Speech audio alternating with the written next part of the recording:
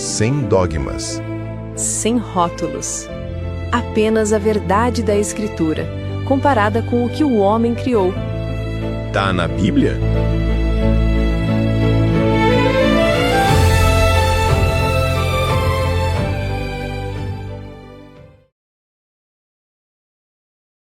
Assisti ao seu vídeo sobre o batismo no Espírito Santo. E, com todo respeito, acho que você está misturando categorias.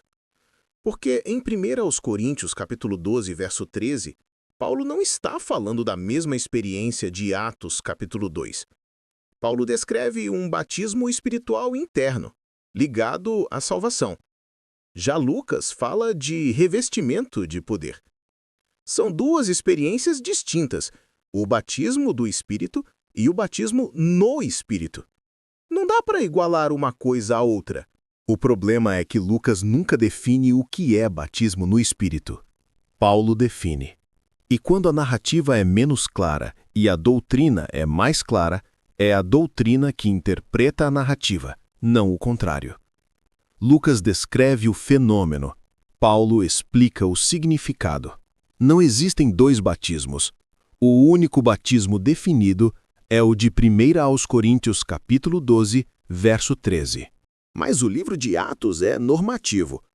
A experiência dos apóstolos, dos samaritanos, de Cornélio e dos efésios cria um padrão claro: conversão, subsequência, revestimento e línguas.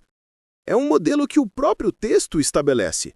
Se Atos fosse normativo, você teria que seguir tudo, não só o que interessa. Teria que escolher apóstolos por sorteio. Teria que vender tudo e entregar aos pés dos apóstolos. Teria que admitir que gente morre por reter parte do dinheiro. Teria que ver sombras curando, lenços curando, terremotos libertando presos. Ninguém faz isso, nem pentecostais. Atos é, em primeiro lugar, descritivo. O normativo, o que define doutrina para toda a igreja, está nas epístolas. E João, capítulo 20, verso 22, não pode ser regeneração. Jesus ainda não havia ascendido. O Evangelho de João, capítulo 7, verso 39, deixa isso claro. Então, aquilo foi só um símbolo, um prenúncio. A verdadeira habitação do Espírito só começa em Atos, capítulo 2. Onde o texto diz que é símbolo? Em lugar nenhum. Jesus não faz gestos vazios. O verbo grego emphissao, usado em João capítulo 20, verso 22, é literal. O mesmo verbo de Gênesis capítulo 2, verso 7. Lá, Deus soprou vida em Adão, e ele se tornou alma vivente. Aqui, Cristo ressuscitado sopra a vida espiritual nos discípulos. Ele soprou vida, não teatro. João capítulo 20, verso 22 é interior. Atos capítulo 2 é exterior. Em João, você tem regeneração e habitação. Em Atos, você tem revestimento e poder para testemunho. Simples e coerente. E isso se encaixa com tudo o que já foi revelado. Em João capítulo 14, Jesus prometeu 3 coisas. Primeiro, que não os deixaria órfãos. Segundo, que voltaria para eles em pouco tempo. E terceiro, que naquele dia eles saberiam que ele está no Pai, eles nele e ele neles. Esse pouco tempo não pode ser a sua segunda vinda séculos depois, nem pode ser apenas o Pentecostes como evento isolado. O pouco tempo se cumpre no dia da ressurreição. No mesmo Evangelho de João, no capítulo 20, ele volta para eles, aparece no meio deles, e naquele dia eles o veem de novo. É nesse exato contexto que ele sopra e diz: recebei o Espírito Santo.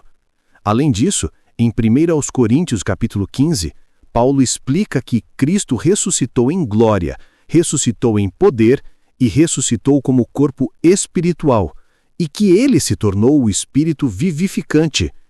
Depois da ressurreição, ele já está em plena condição glorificada para comunicar sua própria vida espiritual.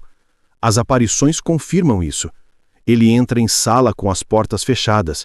Ele aparece e desaparece. Ele anda com os discípulos a caminho de Emaús e some aos olhos deles. tudo isso mostra que ele já está na condição descrita por Paulo, com corpo espiritual, glorificado, poderoso. Se ele pode atravessar paredes, ele pode muito mais soprar o Espírito de forma real. Portanto, João capítulo 20, verso 22, é o cumprimento das promessas de João capítulo 14 e a realização inicial da nova criação, não um simples gesto simbólico esperando Atos capítulo 2. E Paulo fala de línguas de anjos, de mistérios, e diz que ninguém entende. Se ninguém entende, não são idiomas comuns. Logo, existem línguas espirituais, não humanas. Ninguém entende não significa não tem estrutura linguística. Significa ninguém entende sem intérprete. Quando Paulo fala de mistérios, está falando de verdades espirituais pronunciadas numa língua que o ouvinte não fala. E mais, toda fala de anjo na Bíblia é em idioma humano, compreensível para quem ouve. Então, se quisermos ser honestos com o texto, o único modelo claramente descrito é de línguas como idiomas reais, não sons inarticulados sem estrutura. Mas em Atos, batismo no Espírito nunca significa incorporação ao corpo. É sempre poder. Lucas, o Paulo, tem propósitos diferentes. Não dá para harmonizar rigidamente. Então Lucas contradiz Paulo? Ou Deus inspirou duas doutrinas incompatíveis? Se contradizem, cai a doutrina da inerrância. Se não se contradizem, é possível harmonizar. E a harmonização mais simples é esta. Lucas descreve, Paulo define. Lucas mostra o evento, Paulo explica o que ele é e o que ele significa.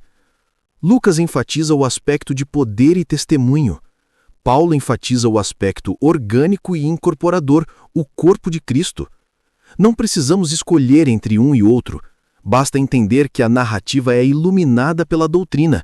E a doutrina é construída a partir de toda a Escritura, não de um livro isolado. Mas a experiência conta. A igreja tem mais de 100 anos de pentecostalismo genuíno. Curas, milagres, manifestações. Isso precisa pesar na teologia. Se experiência fosse doutrina, os católicos também estariam certos. Eles têm séculos de experiências. Os mórmons também estariam certos. Relatam muitas experiências. Os espíritas também estariam certos. Acumulam incontáveis manifestações. Todo mundo teria sua verdade com base em experiências. O critério bíblico não é experiência. O critério é texto, contexto, gramática, história e fundamento bíblico. A experiência nunca define doutrina. No máximo, ela confirma o que o texto já ensinou. Ela deve ser avaliada à luz da palavra, não o contrário. E Atos, capítulo 19, eles já eram crentes. Paulo impõe as mãos. Eles recebem o Espírito, falam em línguas, profetizam. Isso é claramente segunda bênção. Mostra a palavra batismo no texto. Não mostra. Paulo interpreta aquela experiência como batismo no Espírito. Não. Lucas diz que aquilo é batismo no Espírito. Também não. O que o texto afirma é que eles receberam o Espírito e manifestaram dons. Ponto. E em 1 aos Coríntios, capítulo 12, verso 13, Paulo diz que todos foram batizados no Espírito. Em Atos, no capítulo 19, apenas alguns falaram em línguas. Logo, não pode ser o mesmo batismo universal de que Paulo fala. Se em Corinto todos foram batizados, mas nem todos falaram em línguas, e em Éfeso apenas alguns falaram em línguas, então línguas não podem ser evidência do batismo. Nem o evento de Atos, capítulo 19, pode ser o mesmo batismo de 1 aos Coríntios, capítulo 12, verso 13. O que você tem em Atos, capítulo 19, é capacitação para serviço, não um segundo batismo normativo para toda a igreja. A verdade é que a sua abordagem é racionalista. Essa exegese toda esfria o espírito e limita a ação sobrenatural de Deus. Se o texto diz uma coisa e a experiência diz outra, eu fico com o texto. Isso não esfria o espírito. Isso honra o espírito que inspirou o texto. O que eu estou defendendo não é frieza, é fidelidade. Harmonização teológica entre evangelhos, atos e epístolas. Exegese séria, respeitando o grego, o contexto e a revelação progressiva. Coerência entre Lucas e Paulo. Sem criar dois batismos distintos onde a Escritura não cria. Sem transformar o livro de Atos em manual normativo absoluto, ignorando tudo que não encaixa no sistema. Sem contradições artificiais entre narrativa e doutrina. A Bíblia é suficiente. A experiência é bem-vinda, mas precisa se ajoelhar diante do texto, porque se o Espírito Santo inspirou a Escritura, é a Escritura e não a nossa experiência que diz como o próprio Espírito Santo opera. Sem dogmas. Sem rótulos. Apenas a verdade da Escritura, comparada com o que o homem criou. Tá na Bíblia?